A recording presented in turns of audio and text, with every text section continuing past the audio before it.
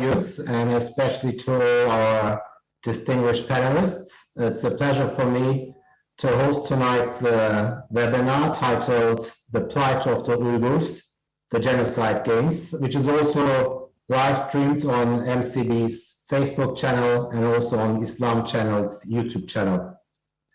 As the Muslim Council of Britain, we and many other organizations dubbed the Winter Olympics in Beijing as the Genocide Games. Although I should note that the Chinese government has denied genocide despite the mounting evidence of human rights abuses documented by the likes of Human Rights Watch or the UK Uyghur Tribunal and others. Tonight's discussion is aimed at highlighting the situation of the Uyghurs and other Turkic Muslims in eastern Turkestan, which is China's Xinjiang province in the northwest of China, bordering Tibet, Afghanistan, Kyrgyzstan, Tajikistan, Kazakhstan, and also Russia and Mongolia. It is on the ancient Silk Road trade route linking China and the Middle East, and the capital is Urumqi. So unfortunately, many are still not aware of the extent of what is happening to the Muslims of East Turkestan. And it's not a coincidence that we picked this week to hold this event. It coincides with the Beijing 2022 Winter Olympics, which started on 4th of February. And in the run-up to the Olympics, we have seen many reports and articles about China's alleged human rights violations. So whilst the world's eyes are on the Olympics, we will look at the history of the Uyghurs, what is happening in Xinjiang region, and the evidence of human rights violations that has emerged, including from the findings of the Uyghur Tribunal. So through our expert panel, we would like to explore for our viewers what alleged crimes have been committed by China's government and raise more awareness about the plight of the Uyghurs and other Turkic Muslims. So tonight's distinguished panelists will include Rodney Dixon, QC. He's a barrister and filed a complaint at the International Criminal Court on behalf of the East Turkestan government in exile. We also have Myra Iseva, who is the president of the UK Uyghur community. Myra will talk about the historical context and the current situation on the ground. Dr. Sophie Richardson, who is the China director of Human Rights Watch, and she will cover the groundbreaking report, which was published by Human Rights Watch last year. Dr. Joel Smith-Finley, who is a reader in Chinese studies at Newcastle University. Peter Wilborn, journalist and broadcaster. Zara Mohammed, the Secretary General of Muslim Council of Britain. And last but not least, Luke John de Pulford, who is a human rights campaigner from London and fundamental in some of the political campaigning in the UK. The event, as I said, is being live streamed on Facebook and on YouTube. And so I would like to request all speakers to switch off cameras and microphones. There will be a Q&A opportunity. So there is a Q&A feature where you can ask questions. And I would like to basically start the webinar introducing Rodney Dixon, who has to leave in about 20 minutes. So we will cover his part first. And if you have any urgent questions, please put those in the Q&A section so we can cover them before Rodney has to leave. So Rodney Dixon, QC, has a diverse practice in the UK and globally in international law, public law, inquiries, compliance and regulation, and human rights. And he appears on behalf of governments, serving and former heads of states, politicians, individual complainants and defendants, international organizations, companies and businesses. And as I mentioned before, he has filed a complaint at the ICC on behalf of the East Turkestan government in exile. Rodney, in December, the UK Uyghur Tribunal announced its findings. Can you please describe what the main findings were? Does the tribunal have any justification, and why was it important to have this tribunal? Thank you. Good evening. It was vital to have this.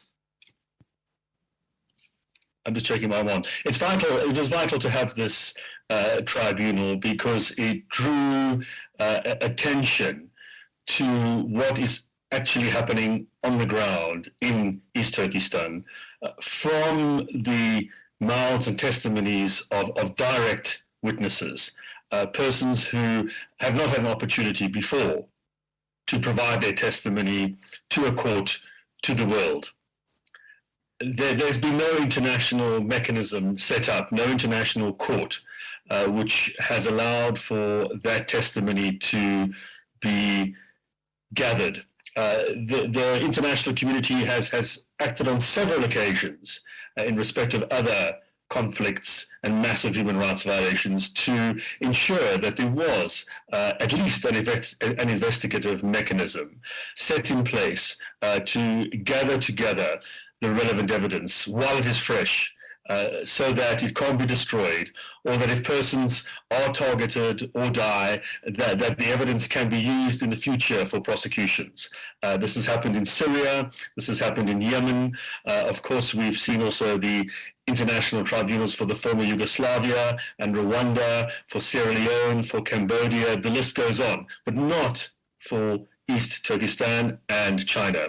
So that tribunal filled a gaping hole in ensuring that the evidence was gathered and set in stone. Unfortunately, yes, it cannot go on and prosecute persons. However, that material can now be used in future investigations and prosecutions. And one of the places where that can be done, which I'll go on to talk about soon, is at the International Criminal Court in The Hague. It can also be used by national jurisdictions, applying universal jurisdiction to investigate and prosecute persons. We've seen recently in Germany prosecutions taking place in relation to Syria of persons who were responsible for mass torture in Syria. Exactly the same thing, under the same laws, could happen for the Uyghurs in East Turkestan, with states being prepared to back such investigations, to commence them, and to arrest persons if they travel outside of China. And they certainly do. It's an international world. We see the Olympics going on at the moment. People are traveling around. This is not a theoretical exercise. This evidence can be used to arrest persons and prosecute them. And that's what should be happening. Yes. So what are the criteria of genocide? So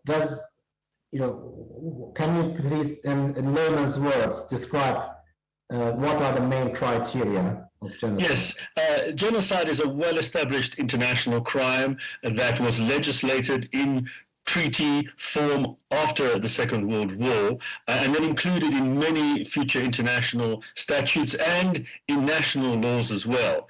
And what it criminalizes is the specific intent on behalf of perpetrators, whether individuals or part of a state, to intend to destroy in whole or in part a group of persons. And group is defined, racial, ethnic, other categories are defined in the treaty.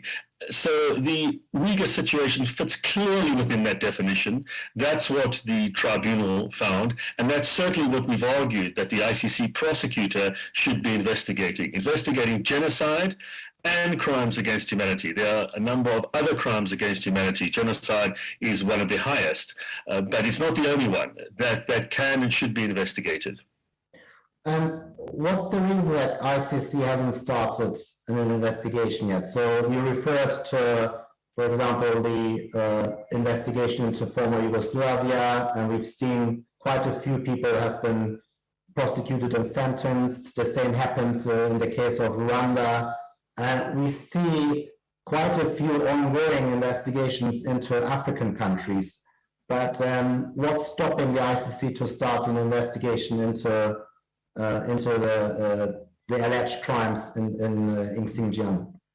I mean, a very important investigation that should be highlighted here is the one in respect of Myanmar and Bangladesh regarding the Rohingya Muslims. The ICC has started an investigation there, and we basing the Uyghur case on that precedent. They said that even though Myanmar is not signed up, the ICC judges found and directed that the prosecutor could investigate if crimes commenced on territory that is under the ICC's jurisdiction, in this case, Bangladesh. So persons were arrested there in Myanmar and then forced over the border into Bangladesh. So it continued onto ICC state party territory. We're using the same principle here, saying that Uyghurs are being targeted, arrested, and then deported from Tajikistan, which is a neighboring country, signed up to the ICC, and Cambodia, and other countries as well that are signed up, forced into China, where they are never heard from again. So these are enforced disappearances taking place on a mass scale. They're the first step in the genocide. The genocide it feeds off persons being arrested and then brought in to China, where they are then targeted. Of course, there are mass arrests in China as well, but it's the two in combination that creates this toxic crime and mix of persons both being targeted there and then brought from abroad, so that they can't speak out. There can be no dissidents abroad, brought back into China and targeted as well. So the court, based on the Myanmar precedent, has jurisdiction, and it is now in a position to start that investigation. The issue that's been holding it up is one of jurisdiction. Can we establish with enough evidence that there is jurisdiction for the court? We have now submitted 3 tranches of evidence to the court showing how persons have been targeted in this fashion. There's been a mass rounding up of persons outside of China and then brought in from ICC state party territory. And the continuing crime then unfolds further in China, and the court has jurisdiction over everything from the start all the way through to the end. That's what the Myanmar precedent says, and we're urging the prosecutor to act on that legal basis to start the investigation now.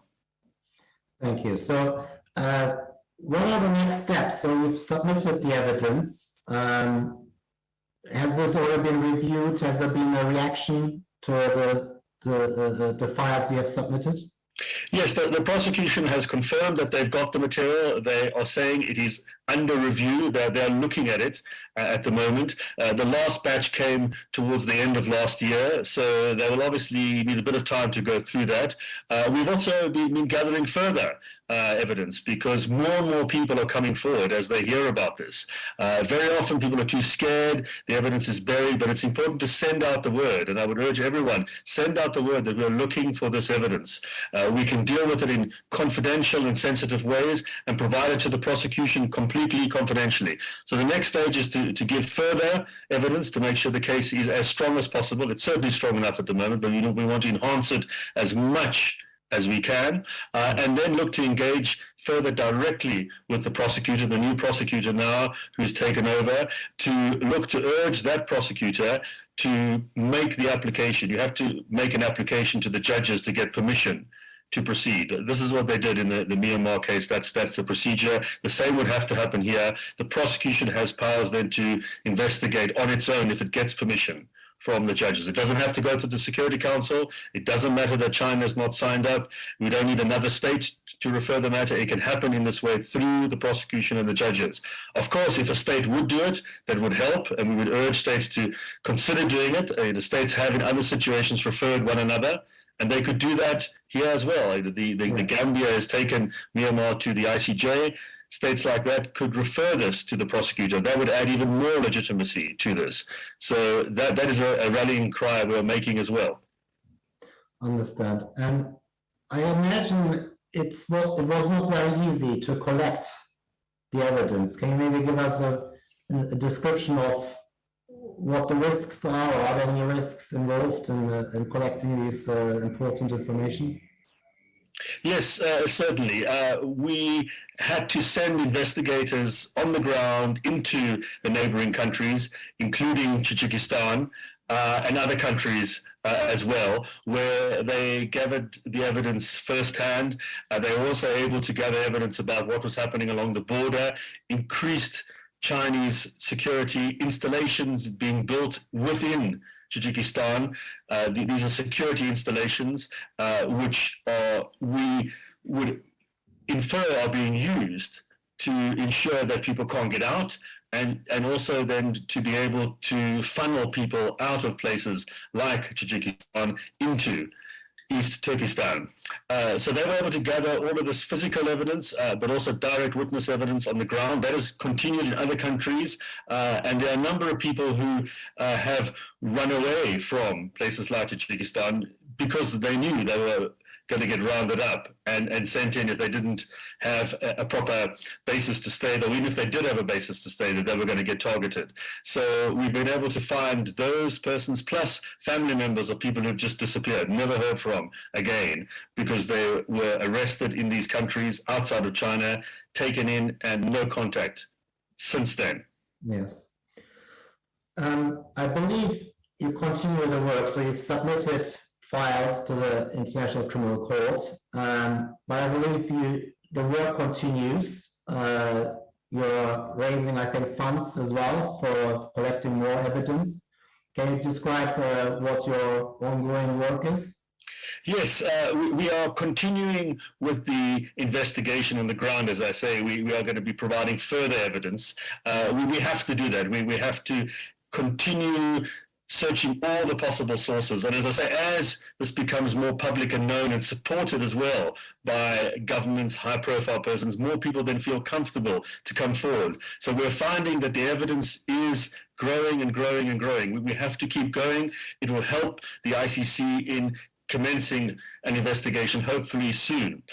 So that continues, plus also to support witnesses, persons who are coming out, who hopefully, if we can get an investigation open, they could then be brought to The Hague to give testimony confidentially there. At least so it was recorded. And I go back to my earlier point, there's no place at the moment where that's being done in a formal court setting so that it's preserved for all time and can be used in the future. That's happened in many other countries for other conflicts. It surely must happen in a situation as serious as what's happening in East Turkestan. So these are the areas that we continue to focus on. We have a crowd fund which is publicly available. Hopefully you'll send it round so that we can get support for our investigators on the ground, for witnesses, for making sure that we can gather all of the evidence. Unfortunately, there's no international investigation, as I say. Hopefully one will come in the future, but until then we have to create it ourselves. We need to do a people's investigation for the UN, for the international community,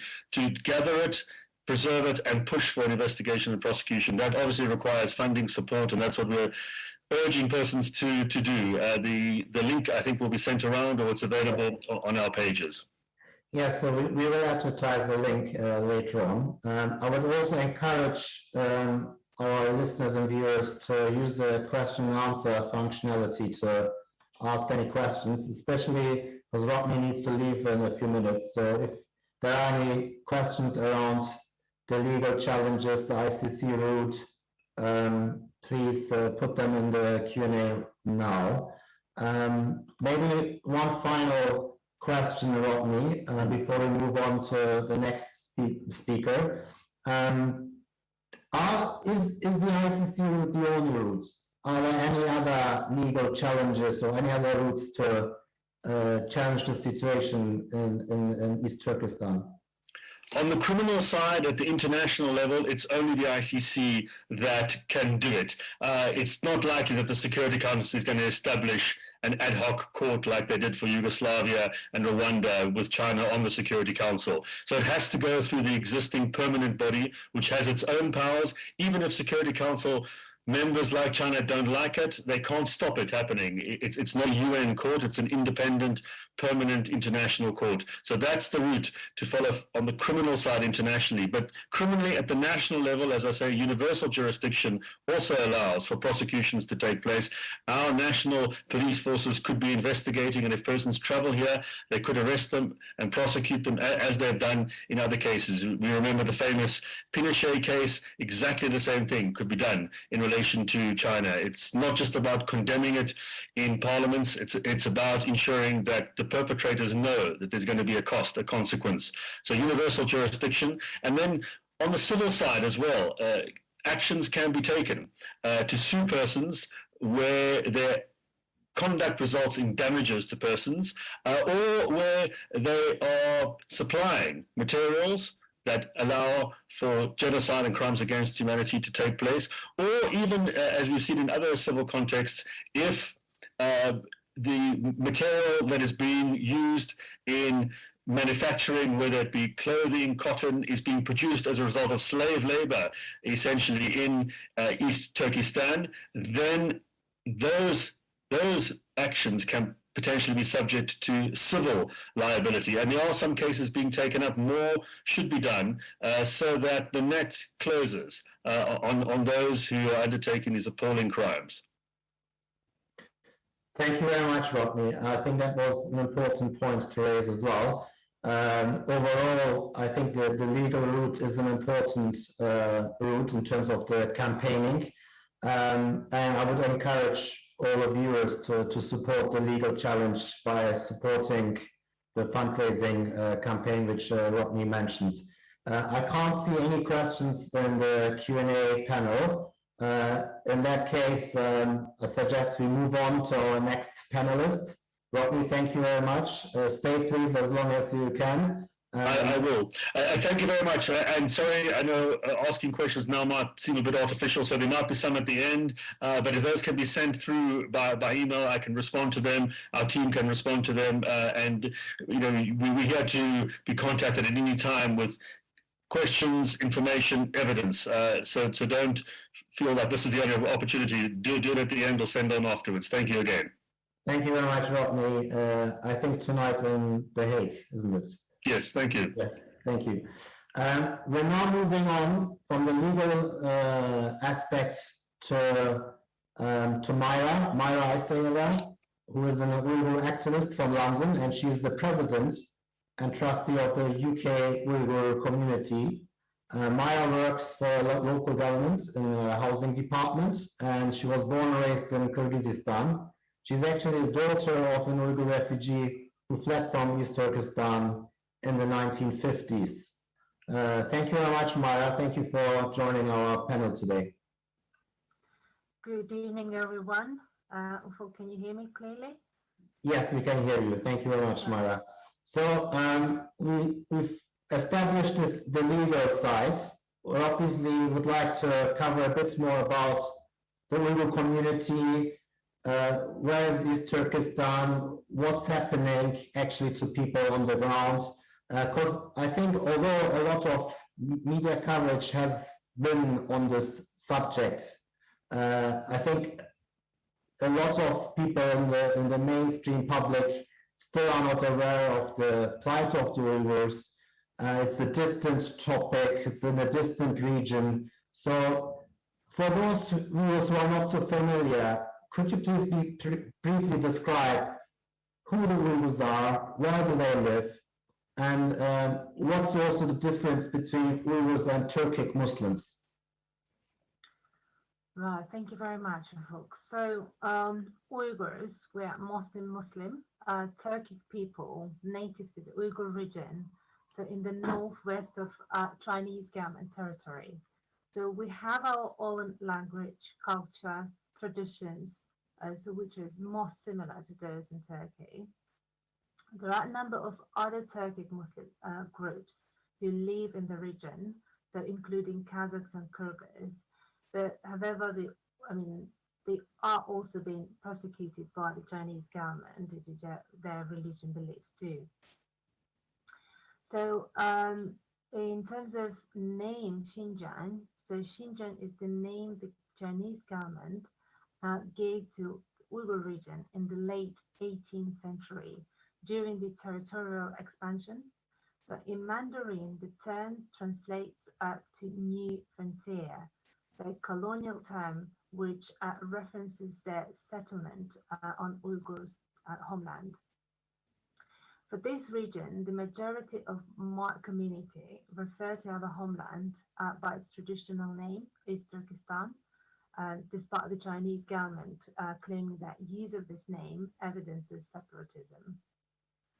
So the repression of Uyghurs people by the Chinese government has deep historical roots.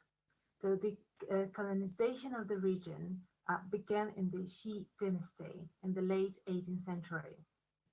So from the outset, the Uyghur people resisted colonial rules and called for a self-determination. So as people, we fleetingly achieved independence twice. So once in 1933 and again in 1944. So by 1949, the Chinese Communist Party leader Mao had declared the creation of the Republic, so the People Republic of China, and brought the Xinjiang under its control.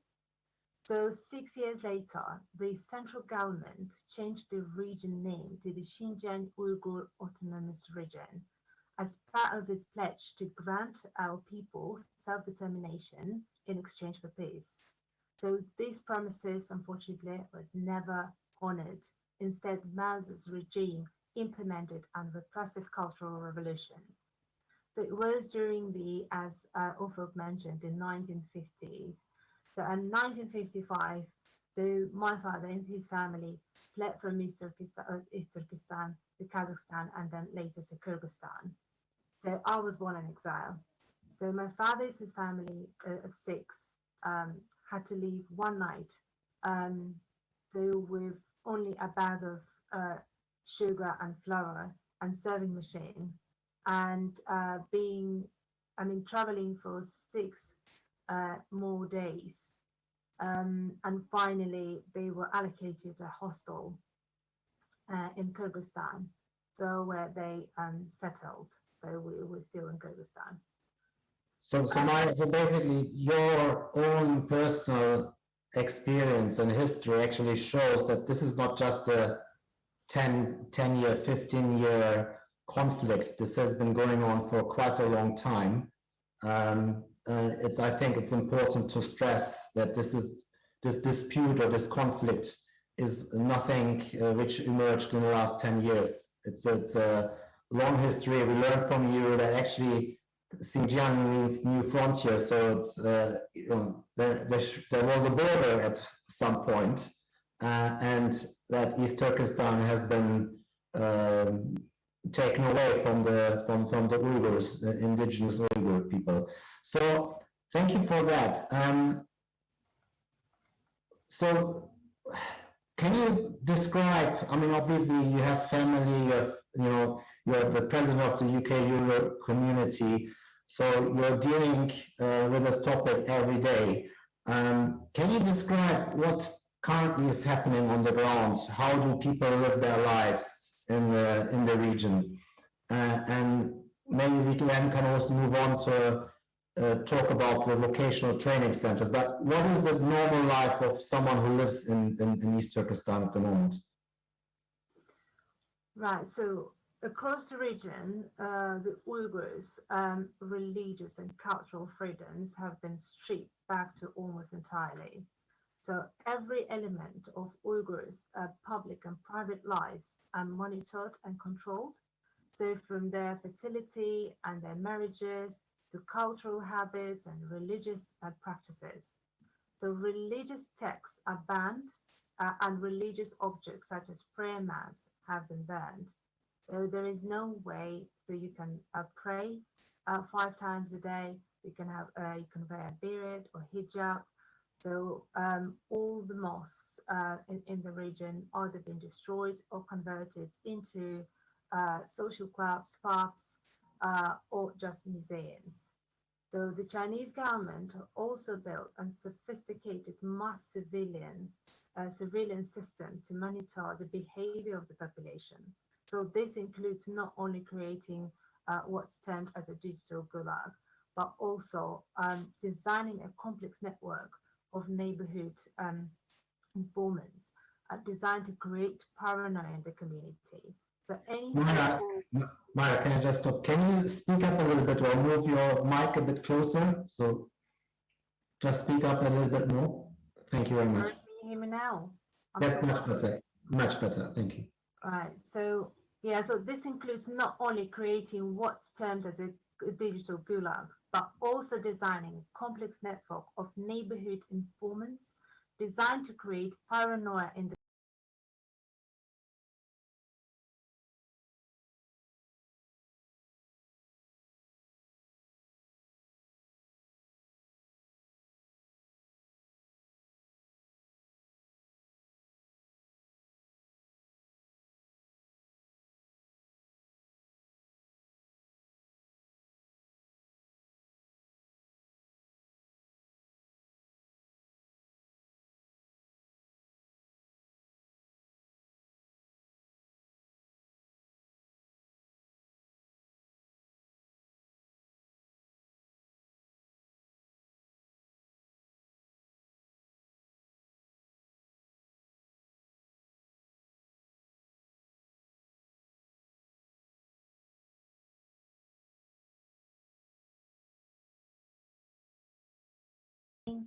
the regime has built huge sprawling facilities designed to hold maximum numbers of detainees.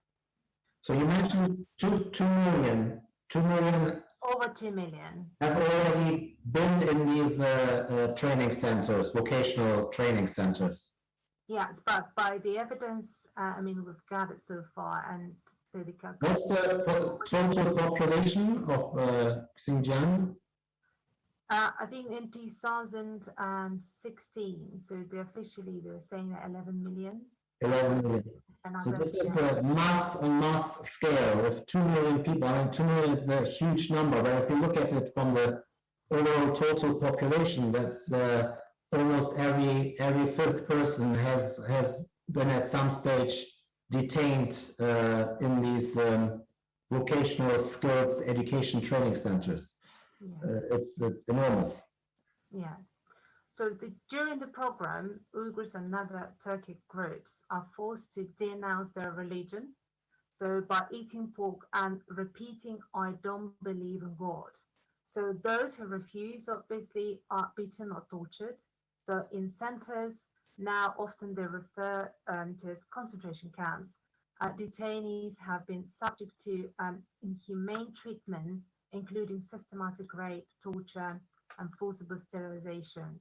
It's estimated that over 2 million Uyghurs, as I mentioned, have been sent to these detention centers. So when it comes to children, so yes, I wanted to ask that particular question about children. So it has been reported in several reports that there are special protection centers, or I think they're called rescue care and protection centers for children in especially difficult circumstances. So can you talk a bit about this aspect? So what happens in these protection centers with the children? Which children are elected to be protected in these centers? I mean, these protection centers are state-run orphanages for children whose parents are political prisoners or detained in training centers. So despite being referred to as sunshine preschools and kindness kindergartens, these institutions are designed to separate children from both their families and their religious and cultural identities. So we have some video footage leaked from within one center revealed the horrific conditions where the centers with 4 children sharing, a single bed. The policy of family separation and the fear that children will be indoctrinated to turn against their own culture is one of the deepest sources of pain for our community. Thank you, Mara. I know you could go on for a long time, but we're running out of time. We only have about 10 minutes for each panelist. I will switch back towards the end. Maybe you can share a bit about the activities of your organization in London. But I would like to move on now to our next panelist, who is Dr. Sophie Richardson, who serves as the China Director at Human Rights Watch. She has overseen the organization's research and advocacy on China since 2006 and has published extensively on human rights and political reform in the country and also across Southeast Asia. Dr. Richardson has testified to the Canadian Parliament, European Parliament, and the United States Senate and House of Representatives. And Dr. Richardson speaks Mandarin and received a doctorate from the University of Virginia. I'm very honored to have you tonight, also as a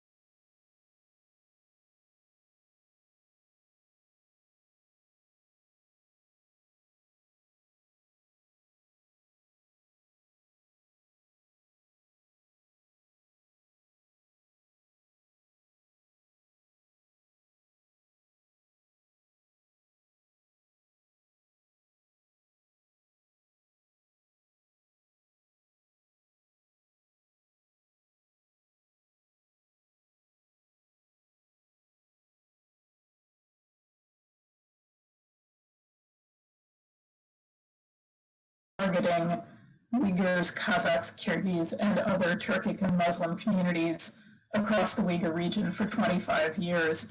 And previously that work focused on issues like enforced disappearances in the wake of protests, on pervasive restrictions on religion, and on issues like the forced return of Uyghur asylum seekers or refugees back to China from other countries.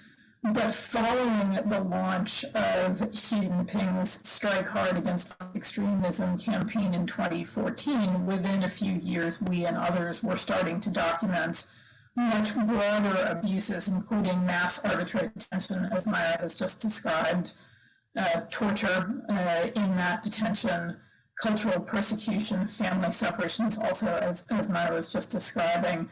And these are the constituent elements of crimes against humanity, which are among the most serious crimes under international human rights law. We have additionally documented the Chinese government's growing use of surveillance technology to monitor and criminalize perfectly legal behavior. And that ranged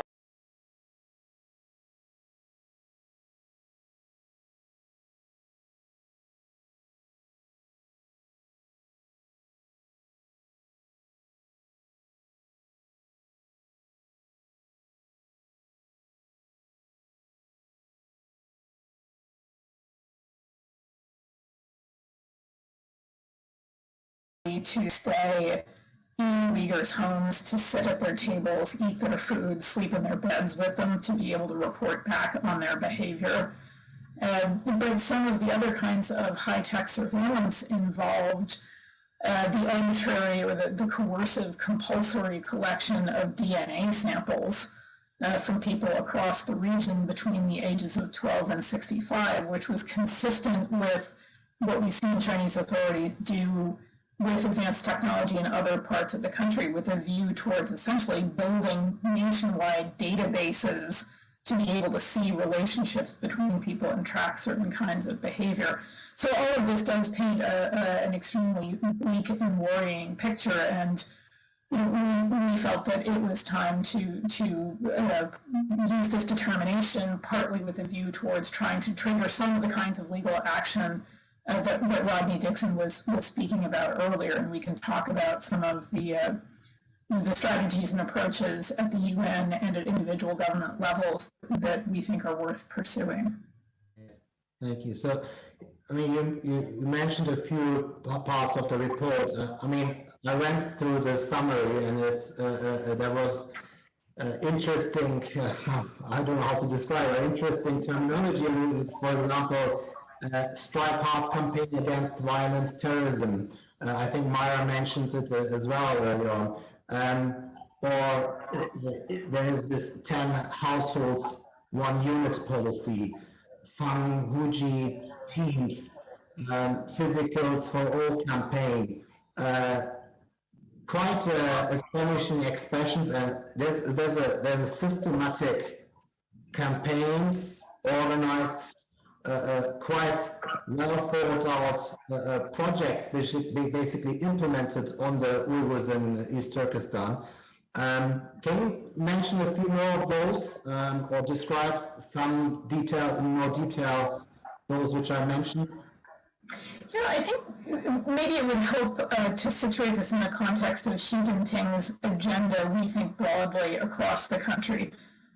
Chinese authorities will often use the term sinicization, by which they effectively mean rendering people across the country agnostic, party-supporting, Mandarin Chinese-speaking individuals without a distinct cultural identity. And the most acute version of this we have seen has been in the Uyghur region through this effort to essentially arbitrarily detain people and force them and torture them into abandoning their distinct identities. We've seen different variations on this same theme in areas ranging from Hong Kong to Tibet to Mongolia, around language, around culture, around religion, with a view towards erasing those key distinctions that make communities the units that they are. And it's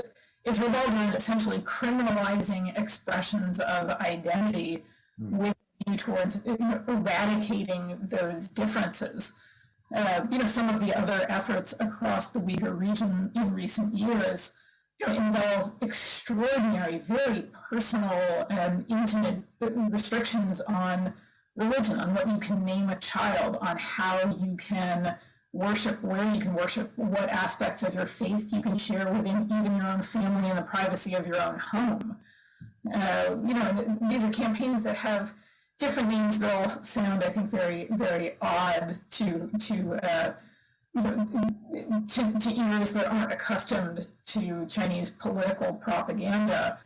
But the subtext of them really is about the subjugation or the erasure of a distinct identity and replacement of it with one that sees nothing but loyalty to the central government, that prioritizes loyalty to the central government. You referred earlier on to Rodney's legal challenges, and we wanted to discuss tonight as well a little bit also about other potential strategies. So what are Human Rights Watch's recommendations to the UN? What can be done in the United Nations? Well, obviously, we see there's this United Nations Security Council. China is a permanent member of the Security Council with a veto right. Is there really an opportunity to do something on the United Nations level? One thing a conversation that we have with diplomats all the time is to remind them that sometimes it's helpful to pretend, even just for a moment, that we're talking about a different government and not China's. To remind them that international human rights law applies equally to all states, right? And the idea is that if the United Nations is going to pursue investigations and accountability for Syria, for Yemen, for Myanmar, for North Korea, it should imagine and be ambitious and try to do the same thing with respect to China. Now, I certainly am acutely aware of the power that the Chinese government wields within the international system, and particularly within the UN system. And we've seen that at play, both in pushing back against even the mildest of joint statements, not even voted resolutions, but joint statements by governments condemning Beijing's approach. I think we're extremely concerned that the initiative that the United Nations High Commissioner for Human Rights, Michelle Bachelet, set for herself and for her office in initiating investigative procedures a few years ago has not moved forward, that she continues to engage in negotiations for access to the region when the Chinese government has shown no good faith whatsoever around that, and that she promised, or I should say promised, but she committed back in September to releasing her office's initial report about human rights violations across the Uyghur region in September, saying that she intended to publish it before the end of the year. That hasn't happened in December. Her spokesperson said it would just be a few more weeks. We are waiting to see whether she, as the world's leading human rights diplomat, is going to take a deep breath and look the Chinese government in the eye and publish this report and move ahead with exactly the same kind of investigation with a view towards accountability proceedings that we see with other governments all the time. Yes. So the world is bigger than 5, but at the moment those 5 are in charge, seems to be. So is it not a more effective strategy to convince maybe individuals and corporations to boycott Chinese products and brands? I think there are a lot of different strategies to pursue, all the way from, Rodney and Joanne and Luke, many people have been involved, for example, in the Uyghur Tribunal, which I think played an incredibly important public function, meaning raising public awareness, but also giving people an opportunity to share their stories, right? I mean, this is a powerful way of mobilizing justice. We now live also in a time where the United States and the European Union are starting to put in place legislation requiring companies to prove that goods were not made with forced labor, either in the Uyghur region or by Uyghurs in other parts of China. We're starting to see some steps towards universal jurisdiction cases. Rodney mentioned these earlier. Civil suits. I think there's quite a variety of tools out there to try. Certainly consumer activism will help, people not buying clothes made with cotton that may have been picked through forced labor. But as a human rights organization that works very much within the context of international law, our top priority is to imagine and pursue actual accountability for the Chinese government officials who are deeply implicated in some of the most serious atrocity crimes. Thank you very much, Dr. Richardson. Unfortunately, we're running out of time. I would like to remind our viewers that there is the opportunity to ask questions via the question and answer feature, and we will try to answer as many questions as possible at the end of the session. So moving on now from Dr. Richardson to our next speaker, I'm very happy to introduce Dr. Joanne Smith-Finley, who is a reader in Chinese studies at Newcastle University. Her research interests have included the evolution of identities among the Uyghurs of Xinjiang and the Uyghur diaspora, strategy of symbolic resistance in Xinjiang, Uyghur volume between Islamic revival and Chinese state secularization of religion. So is this, it's astonishing that these aspects need to be researched, but and then obviously PRC counterterrorism measures in Xinjiang as state terror and political re-education in Xinjiang as cultural genocide. Dr. Joanne Smith-Finley is an expert, and she's also an expert country witness in Uyghur asylum cases in the UK, Europe, the US and Canada, and advises legal firms, refugee support organizations and government departments, and also occasionally writes op-eds in international media. So thank you very much for joining us tonight, Dr. Joanne Finley. I believe you're in Newcastle tonight? Yes, I am. Hi. Thank you for joining us. Thank you. So it's a true international webinar tonight. So we've got people in Istanbul and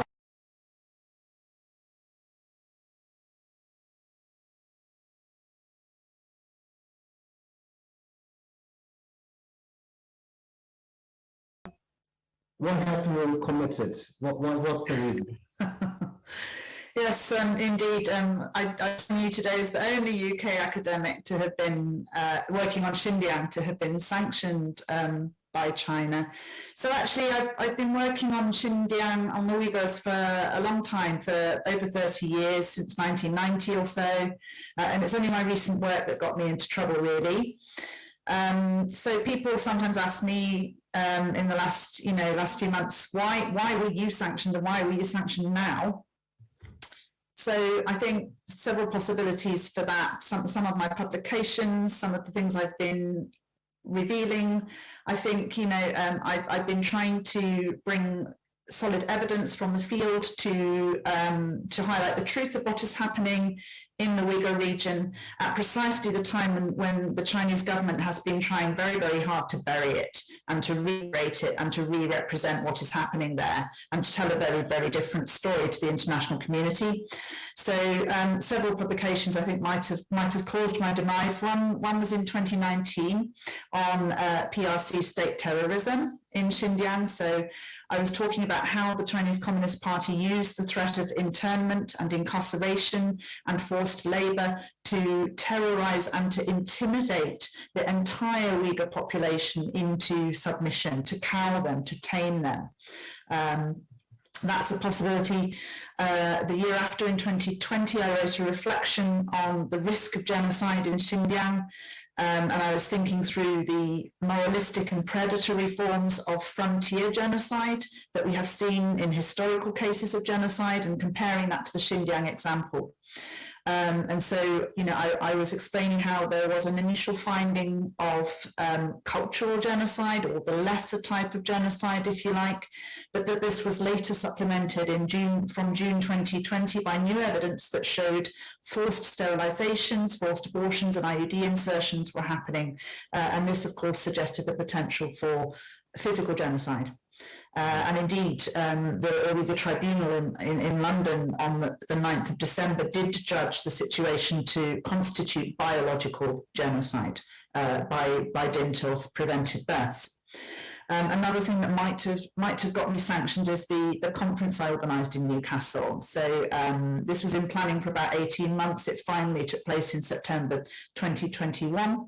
And it was titled the Xinjiang Crisis, Genocide, Crimes Against Humanity, Justice.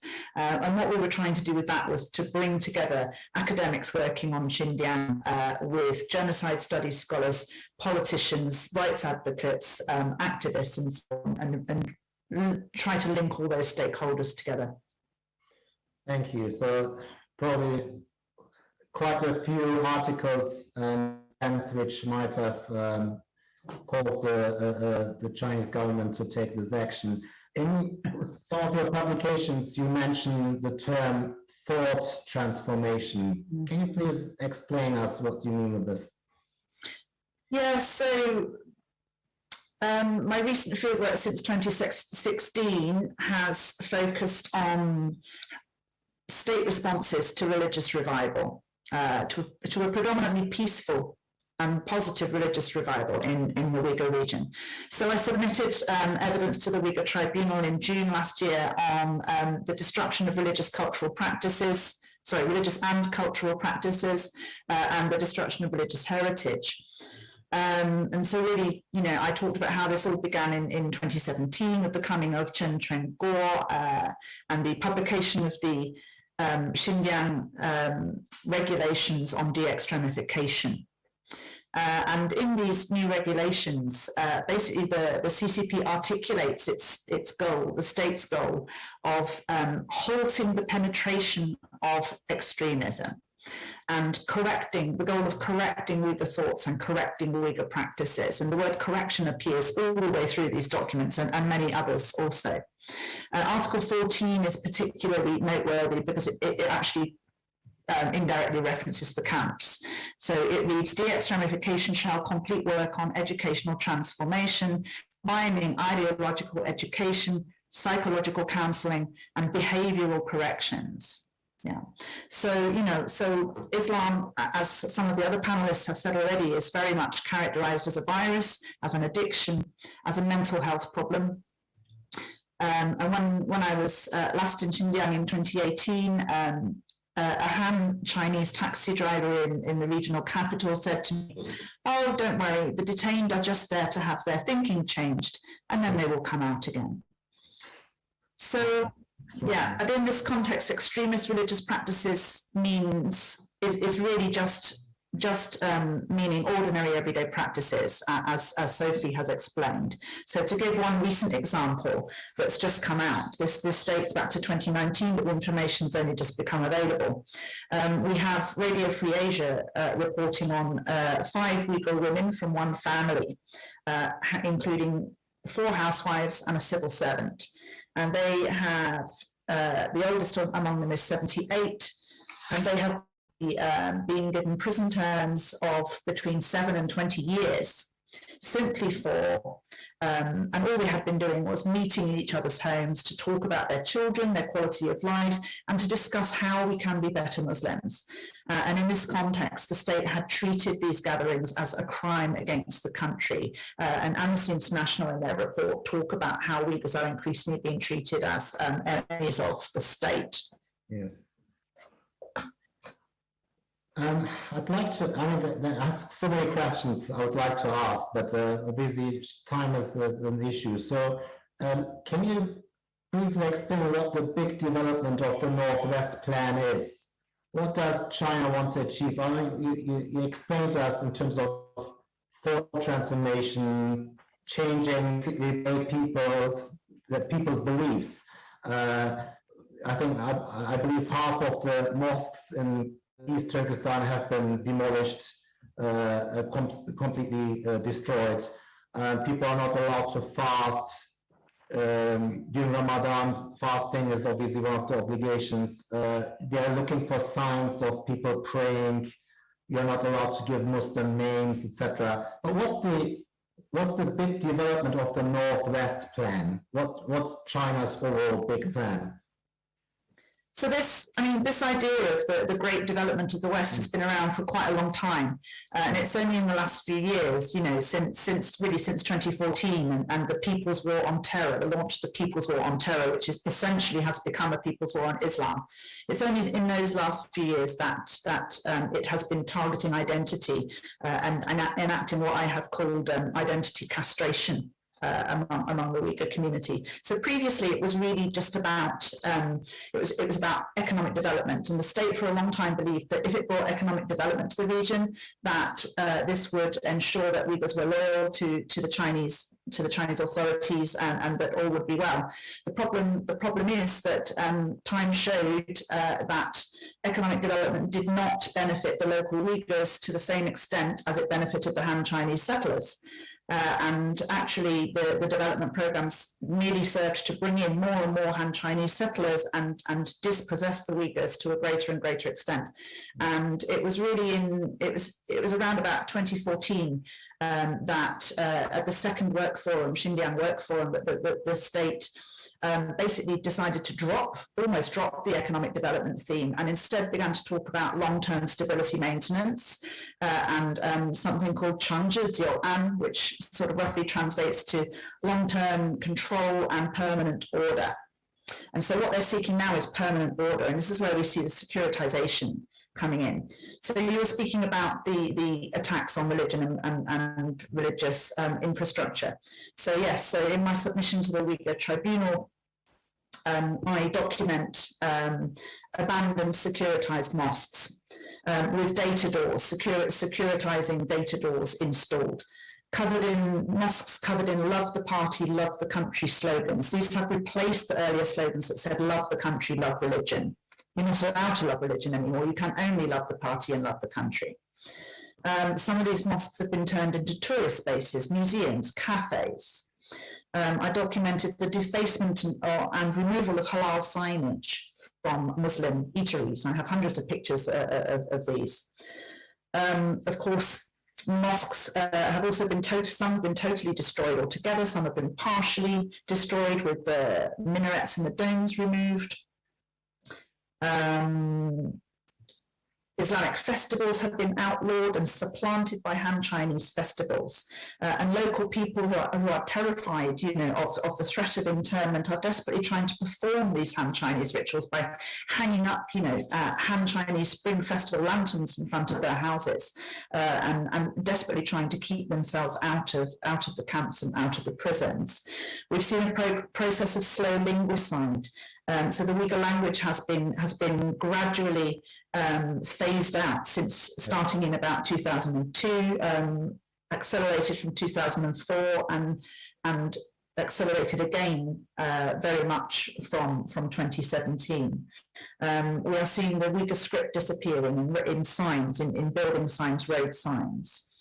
And most recently I've written about the total eradication of Uyghur Islam culture and religion from school textbooks. So the complete invisibilization, if you like, of all signs of Uyghur culture and religion being just erased from the latest editions of school textbooks. Yeah.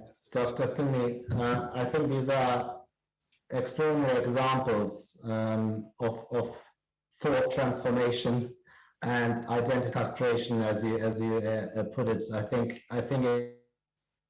it's now clear. It's very evident what you mean by this. So thank you very much for joining us tonight and for your important information which you shared. I need to move on to the next speaker, unfortunately, who is Peter O'Born, who is obviously, I think, very well-known British journalist and broadcaster, and the former chief political commentator of the Daily Telegraph. He is also the author of The Rise of Political Lying, Triumph of the Political Class, writes a lot about Boris Johnson as well, Donald Trump, and he's also a political writer in the political column for the Middle East Eye and a diary column for the Byline Times. So very happy to have you here tonight as well as part of our panel. Thank you very much for joining us. Good evening. Well, thank you. Of course, it's been fascinating. I've learned so much from the incredibly knowledgeable guests you've had tonight. Thank you. Thank you. I would like to move away from the legal aspects and descriptions of the crimes against humanity or alleged crimes of humanity. I need to say. I would like to cover more the media aspect. So, how would you rate the British media's coverage of the Uyghur genocide so far? Do you think it's in balance? Should have the media picked up this topic earlier? Do you think there's enough coverage of the topic? Yeah, I spend a lot of time writing and thinking about British media coverage of Islam and of Muslims, both domestically in Britain and across the world. And it's important to kind of compare the, I mean, it's quite interesting to compare the other genocides and other sort of campaigns against Muslims. You know, the campaign against Muslims in France at the moment, led by mainstream, is almost celebrated, I'd say, by the mainstream British media and by the politicians, you know, even quite ones who are claimed to be moderate. The French, we don't like Macron, but the British media, but they do like Macron's policies on Islam. The Rohingya genocide, 5 years ago, you got the British government actually defending the Myanmar government at the time. And I'm not going to name him, but a senior British columnist, well-known figure, sort of almost celebrated the attacks on the Rohingya. And it was virtually impossible to get any reporting of it, particularly because the Rohingya genocide, it could be foreseen. And I know from my personal experience, it was impossible to get warning articles because the indifference of the general British media to, I'm going to put it rather crudely, but I think it has a lot of truth here, to the plight of Muslims in vulnerable areas. so let's look at the Uyghurs. In the context, to start with, there was no interest in the plight of the Uyghurs. If you go back 5 or 6 years, and we had a senior British politician going to East Turkestan, and there was no criticism that I recollect of him. At that stage, I started to pick up a very important story about the treatment of Uyghurs. I went to a famous British TV company. We tried to put together a documentary, and then that was just turned down. This is about 5 or 6 years ago. It's also important to notice that something we haven't really talked about, only peripherally, is the association with the plight of the Uyghurs, very cleverly by the Chinese government, with the George W. Bush's global war on terror. In the previous, Joanne Smith, she was very interesting there, but the Chinese use these terms, and I believe a senior British think tank went to China quite recently, like 5 years ago, to try and sort of sell ideas from the PREVENT program. So there was use of the concepts of the domestic war on terror, or war on, or a kind of control of British Muslims. Clearly there was a similarity, a parallel thinking, the criminalization of a religious minority, or the turning of a religious minority into a suspect community. So at that stage, I remember one of the problems which the World Uyghur Congress had was, I read a story about this, was their bank accounts kept on being closed down. And they were put on terror lists by China, and banks ran scared. Now, I read a piece about this in Middle East Eye. You know, not one British newspaper followed up, not one.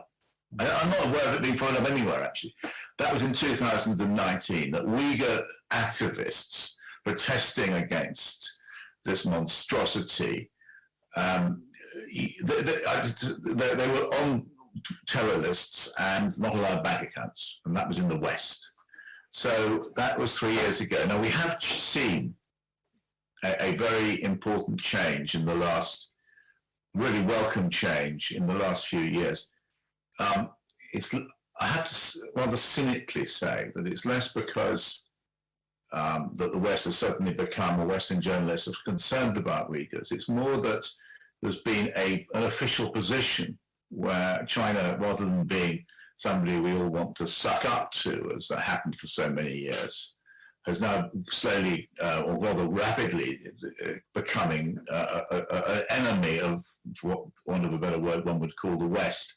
And so the Uyghurs are actually now getting a remarkable amount of press attention. Yes. The British, and I dare say other media in the West were almost completely indifferent to the plight of the Uyghur, but have now started to take a keen interest, because that's become sort of to mirror the official policy in Western chancelleries. I think I would agree with your description of how the media has covered the story over the last course of 10 years. I think there's not a lot of attention on this subject, but when I compare it with other subjects, like, for example, the Trojan horse scandal we had in the UK, the amount of pressure or coverage by journalists and by media, I still believe it's still hasn't, the Uyghur campaign doesn't get the support which the media could lend to the campaign. Although, as you said, it has increased significantly. I think we still need more scrutinizing, more reporting on how daily life is for Uyghurs in East Turkestan. I'd like to ask you another question. Last Friday, Dominic Raab ripped up a multi-million-pound contract to install solar panels on dozens of prisons and courts, after the Times revealed that they contain parts made by a firm that uses forced labor in China. So why did the UK enter this deal in the first place? Should have they not checked this beforehand? did it take for a news article by the Times to disclose this or to uncover this? Let's correct you or just clarify the Trojan horse coverage. You're quite right. There was an obsessive, there was a moral panic about Trojan horse. That was Islamophobic coverage. It was, you know, the coverage in the British press, which became obsessive of Trojan horse, was really comparable to the coverage of a lot of the Chinese press about Uyghurs, i.e. portraying Muslims as a menace, an enemy within. And so it's the real comparison is actually with the attempts to tell the truth about Trojan horse, which of course hasn't happened in the British media, although the New York Times, anybody who hasn't listened to the podcast, which was put out 10 days ago, should do. As for Mr. Raab, as I say, I think that undoing the British, look at British government policy. We've moved in a very short space of time to from a situation where the West, or Britain and America, were looking to China as a trading partner to now we're looking at China as an enemy. And what Mr. Raab, I assume, I don't know anything about this particular case, is doing is catching up. Yeah. Peter, I need to cut you short, unfortunately. There's two more speakers. We are running out of time, but I think from what you explained, what you described, the media has finally picked this up. There's now increased coverage and there's more pressure generated. And I just want to try a final thing actually about media. It only take about 10 seconds. It's just very difficult to report them, to go into go into East Turkestan and report. I should think it's almost impossible. And if you go there, you're going to put the lives of the people who talk to you at risk. And so it is very difficult indeed, I would think. And I think there's been some very brave journalism as well. Thank you very much. Thank you very much, Peter, for joining us. Thank you very much. I'd like to move on to our next panelist, who is Zara Mohammed, normally based in Glasgow, but I believe tonight joining us from Istanbul. She is a human rights lawyer and the Secretary General of Muslim Council of Britain, so she's my boss, basically. She's the first woman to lead the organization in its history, the youngest and also the first from Scotland, and previously served as the Assistant Secretary General. And Zara was also previously the president of the Federation of Student Islamic Societies, FOSIS. Thank you very much for joining us, Zara. As Secretary General, what are your thoughts on this conflict? Can you just share what your views are, what your feelings are, and also what is the British Muslim community thinking about this and feeling? What are the views and feelings about this conflict? Well, good evening from Istanbul, live tonight. It's very late for myself and Ufuk, and my thanks to my esteemed panel experts and fantastic contributors who really very well put together why we've come together to discuss this topic and why the MCB have really hailed this occasion, the Genocide Games, because whilst we're talking about a genocide that is happening in China, you know, we have the world business as usual. You know, we've got the Olympic Games, and I think from British Muslim community perspective, Islamophobia is a global phenomenon. And what we're seeing in China, we're seeing all over the world, and even here in our domestic and local context. And I think that's what makes it so disturbing. And, you know, even before there was traction, think about it, this has been going on for quite a while, and nobody was really talking about it. And I think it's great now that politicians have jumped on it, but in some ways the Uyghur cause has been politicized to meet other agendas. And I think what's really important for us is that the human rights, the integrity, but also the voices of the people who are really being impacted are not lost in this cause. So I think, you know, there's absolute disgust, outrage, it's horrifying, it's disturbing, but in some ways it's part of that wider and very sinister phenomenon of Islamophobia that we're seeing globally, not just in its physical manifestation, but in its institutional manifestations too. And just to finish on that point, we're not saying that everybody is a racist or a bigot, but we're saying when institutions or states are questioned for what they do, it's swept under the rug or it's justified for another basis. And I think that's what makes this so disturbing. Yes. We spoke today about possible avenues to the International Criminal Court and the United Nations Human Rights Council. Where do you see actually the OIC in this? What's your view? Can the OIC be another avenue? Can they play another role? I think everybody has a role to play, and I think it's the silence that makes the issue so damning. And actually, there've been many international campaigns and issues that the MCB has been a part of, and notably, forced cremations in Sri Lanka was one of those, and that is because nobody was talking about it, particularly the Muslim world. And I think this is exactly that same issue, which is, this is an affront to a massive demographic of Muslims who are just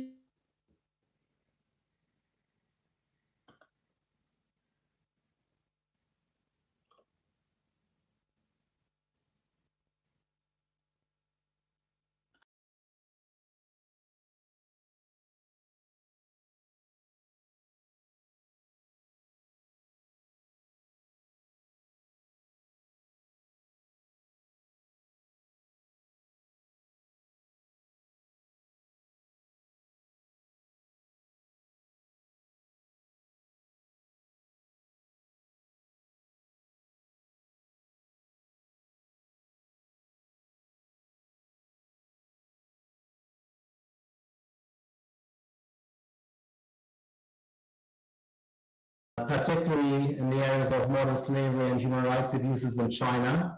He coordinates the Inter-Parliamentary Alliance on China, which he founded with Baroness Kennedy, Ian Duncan Smith, and other political representatives. Luke convened also the Coalition for Genocide Response, putting a focus on the Uyghur genocide, and he also sits as a commissioner on the Conservative Party Human Rights Commission and advises the World Uyghur Congress. So I'm very pleased to welcome you, Luke. Obviously, it's a live program, and we can have this type of hiccups. So thank you for joining us, Luke. And I would like to take us back to last year, April. In April last year, there was an important milestone reached in the UK. The UK Parliament passed a motion in April. The Genocide campaign came to an end, and finally Parliament accepted that it is a crime committed by China against the Uyghurs, and they call it a genocide. So what? Has it changed anything? It's a good question. The answer is not the things that we wanted it to change.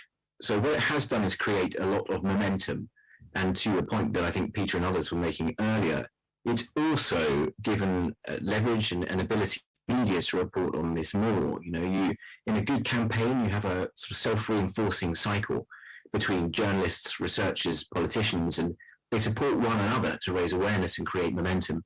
And it certainly did that. But what it didn't do is bind the government. So we haven't managed to bind the government to doing anything at all about this genocide. And as a result of the passing of this motion, they merely ignored it. So in November, the UK government refused to declare the atrocities in Xinjiang a genocide, but agreed to a diplomatic boycott of the Winter Olympics. Ian Duncan Smith said allowing China to go ahead with the Winter Olympics next year, or now, is akin to appeasing Hitler. And we have forgotten what happened when we appeased another ghastly dictatorship. 60 million people died as a result of our failure when we appeased them, and we are on the same course today. In January of last year, they also voted against the amendment of the UK trade bill relating to genocide. So what stopped the government from enacting this bill and a full boycott of the Olympics? Well, in a nutshell, what stopped them was the trade opportunity presented by China. But there's a lot in that question. I just want to unpack it very briefly, if I may, because I know we're very short of time. The problem is that the UK has a policy not to do anything on genocide. Their policy is that genocide determination is for international courts. Anybody who knows anything about this knows that there isn't a court that can hear the case against China. You heard that earlier from Rodney Dixon, QC. So what we tried to do last year was say, okay, you want a court, let's have a court in the UK. And we tried to attach an amendment to the trade bill, which would have achieved that. The government resisted it and resisted it extremely strongly. They also resisted any kind of boycott, diplomatic or otherwise, of the Beijing Winter Olympics. The reason they did that is they don't want to upset China. You know, we forced them into a position now where they have chosen, I think, that the path of least resistance is actually being nice to China, or at the very least not upsetting them. So that's the problem we've got.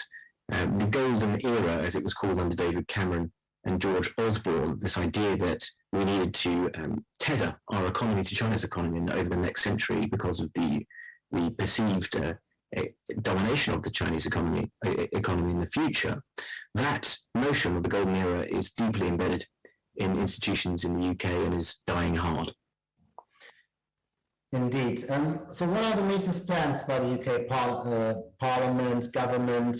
What's happening in the halls of Parliament? We've had the Call It Genocide campaign, diplomatic boycott of the Olympics. Is there anything on the cards anytime soon? Yes, there's loads of stuff going on.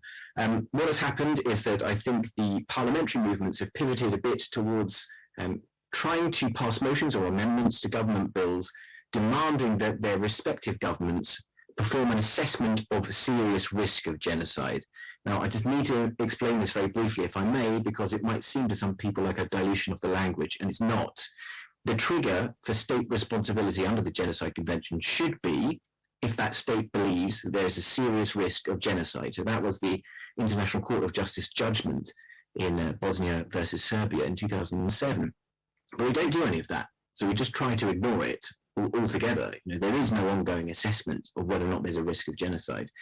So what we've done is we have tried to create little mechanisms to force governments to do that. And the latest is an amendment to the Health and Care Bill, which is currently, right now, in the House of Lords. And in 2 weeks' time will be voted on at report stage, and it will come back to the Commons. And what it does is it says the UK government may not procure any health equipment at all from a country, from a region, where they believe that there might be a serious risk of genocide. And then it gives Parliament the power to force that assessment to be made. So we're trying to shove things forward in whatever way we can, and there are other legislatures who are planning similar stuff. One final question. So how can viewers support the campaign? What are the next steps? Where do we go from here? How can the ordinary people on the streets support this, apart from attending marches, etc.? Is there any other thing? I mean, we talked about the business opportunity for lots of corporations. Even now, during the Winter Olympics, I think they are now seeing a boom in winter ski sports. I think a lot of companies have lined up to benefit from this, selling winter skiing equipment to millions and millions, hundreds of millions of potential Chinese skiers. So is there an opportunity to do something with your own money? Can you boycott things? Is that a tangible route, or should they support political campaigning? Should they speak to MPs?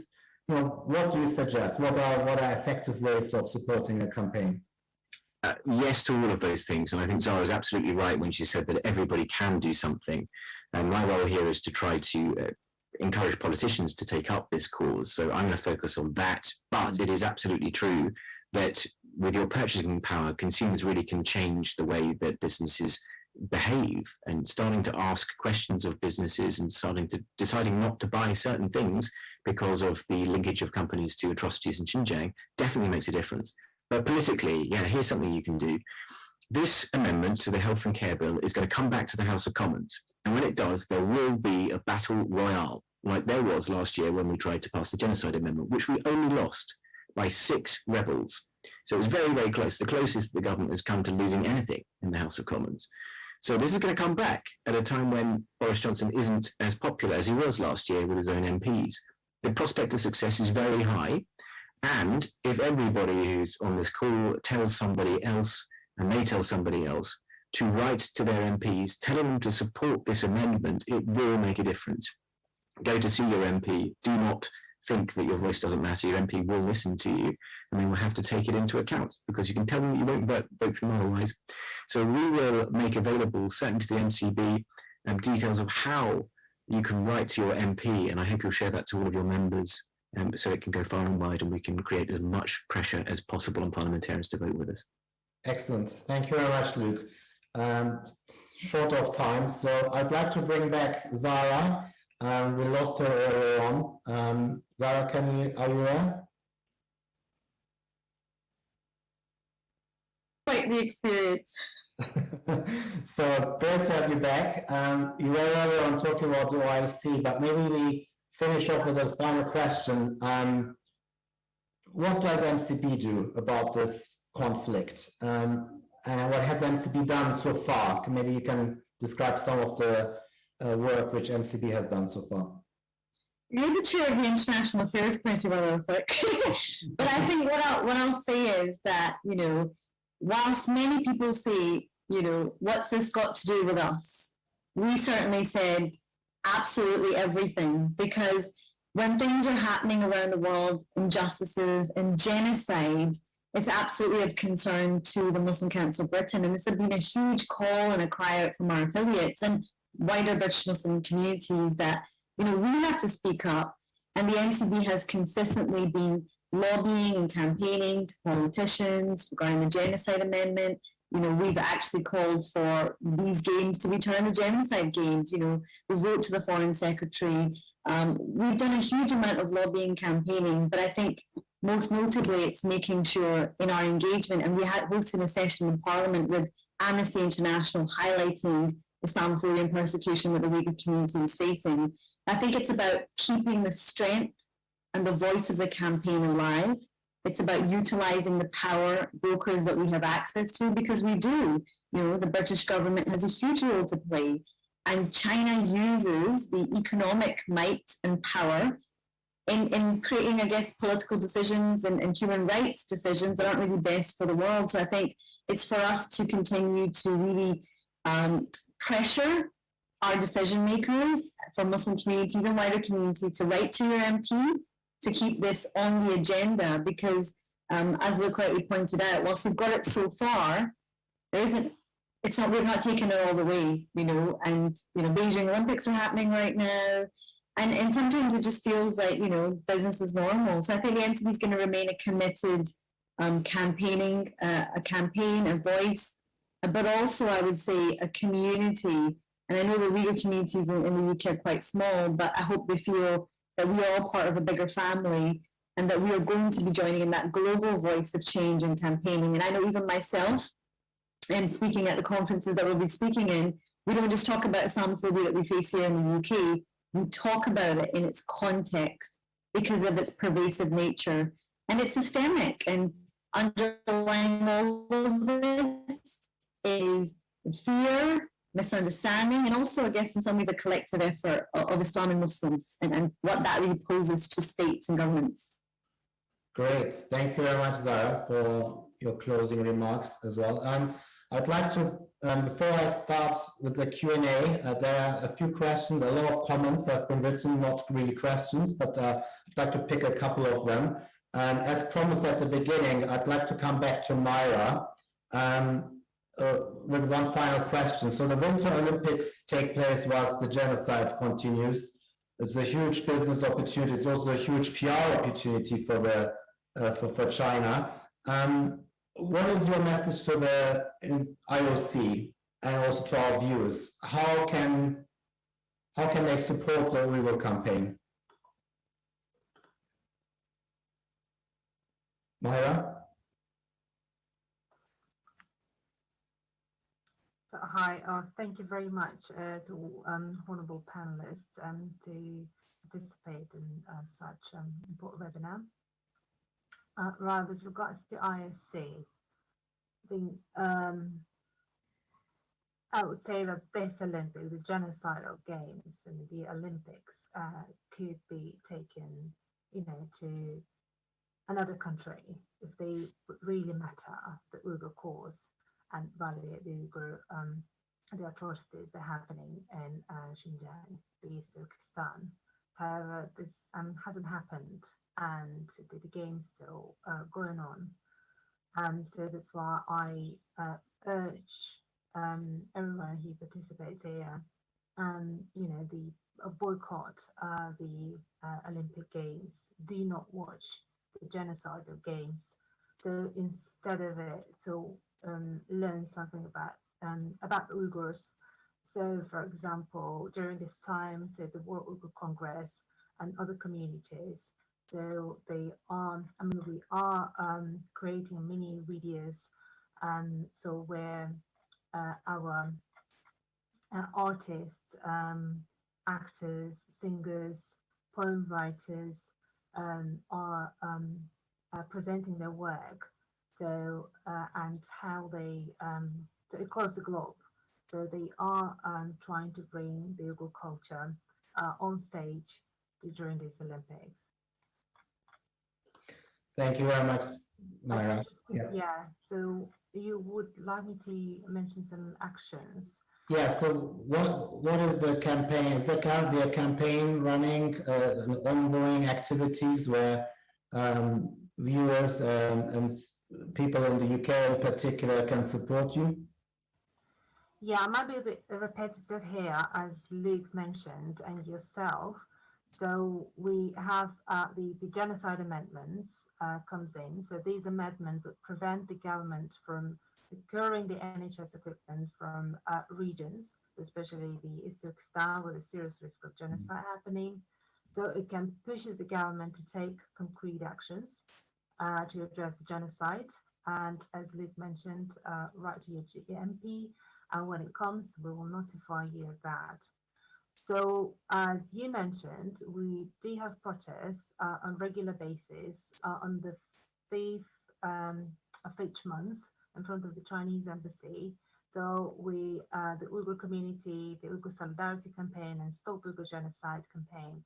So we come together and bring topics, bring speakers, and we demonstrate. So we're protesting in front of the embassy. Yes. So I also would like to say that if you can invite Uyghur speakers to meet with your communities. So as a community, we want to build links across the country, especially with the Muslim communities. So we would be happy to organize bringing a speaker to raise awareness about the issue in your local mosque or community center, wherever it's organized.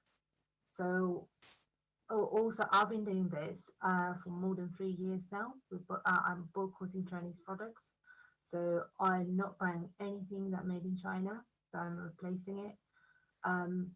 And also I boycott brands and companies that hold factories in a good region. So we do have 3 members from Stop Uyghur Genocide campaign.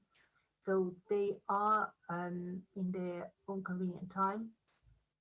So they organizing protests. For example, we have a brother Khalid. So he is part of the Stop Uyghur Genocide campaign.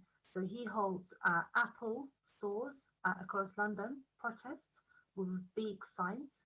So, and he brings messages to people, he speaks to people, and he raises awareness. So it's very powerful and attracts people's attention.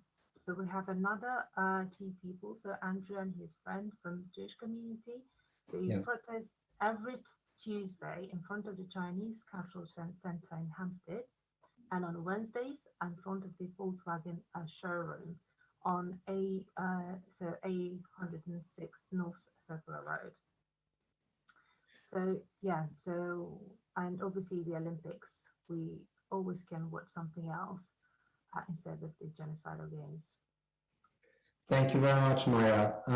That's all time we have, but I would like to pick a few questions. There's a lot of comments and more comments rather than questions in the question and answer section. But there's, for example, a question on how long would someone spend in a camp? So maybe someone can, from the panel, can reply quickly. Maybe Dr. Finley or Dr. Richardson? Sure, I can just add quickly that of the people we interviewed, their time in camps ranged from roughly a minimum of about 3 months to a little bit more than a year. But that doesn't necessarily reflect the full experience of all of the people who've been detained. Professor Smith-Finlay likely has better information than I do. Dr. Finlay, do you want to add something? Hi, yes. So yeah, I did actually answer this in the chat. So essentially, I said something very similar to Sophie, really. You can be detained for anything from several months to several years. Some people can be detained more than once. Some people are initially detained in internment camps, but have then subsequently been transferred into formal prisons. And some, and often serving very long sentences of 10 or 20 years, 10, 15, 20 years. And others are transferred out of the camps into forced labor situations, factories, or into house arrest. The best case scenario appears to be released back home, but then to remain under some form of house arrest and where you are closely monitored. Thank you. And when I was during my last time in Xinjiang, local Uyghurs were very quietly saying to me the only time that people are getting out of the camps is when they become mentally unstable. So if they become mentally ill in the camps, then they are allowed to be moved to psychiatric units elsewhere. Yeah. Horrible. There are a few more questions. Some of them have already been kindly answered in the Q&A section. A lot of the other notes are actually comments rather than questions. So, and we're running out of time. So I'd like to close tonight's webinar. So I'd like to thank all the panelists from US, over UK to Turkey, who participated in this panel. We have, I think, covered the subject from various aspects, from the legal side, from the human rights side, from the activism side. We talked about the Uyghur culture, the attempt to change the thinking and belief system of Uyghurs, the culture, and also their history, and also what the viewers can actually do to support the Uyghur campaign. I'd like to remind the call from the beginning, at the beginning of the webinar, where we talked about the legal challenge. So there's this crowdfunding website. It's a fundraising to collect more evidence of genocide and human rights violations from witnesses and from first-hand witnesses. The bank account is the Radiant Trust, HSBC, sort code is 400233, account number 617-22964. It's a charity registered in the UK, the Radiant Trust. So if you make any transfers towards contributing to the legal challenge, as you know, it's very important because it will help for the case at the International Criminal Court.